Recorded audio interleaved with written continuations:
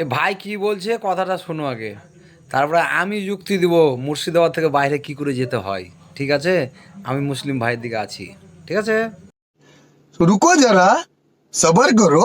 बोला धक्का मुक्की नहीं करने का, आराम से लेने का। हाँ।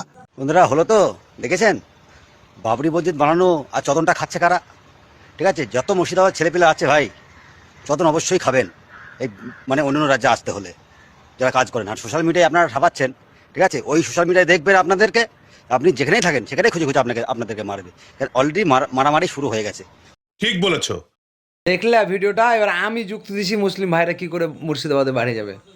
আধার কার্ডটা দুটা করতে হবে, কিচ্ছু লাই। আধার কার্ড দুটা করতে হবে, একটাতে যেটা বাড়তে থাকবে থাক, কোনো ব্যাপার নাই। বাইরে যেটা নিয়ে যাবো মুর্শিদাবাদের বাইরে, সেই আধার কার্ডটা কী থাকবে, এই রতন ঘোষ,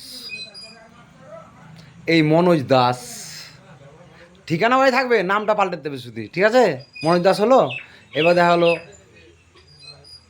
বিট্টু চক্রবর্তী, এরকম মানে নামটা পাল্টে দিতে হবে সব। তাহলে কিন্তু সবাই মুর্শিদাবাদের ভাইরা কিন্তু বাইরে যেতে পারবে। যুক্তিটা কেমন হলো বলো সবাই। कैसा लगा मेरा मजाक?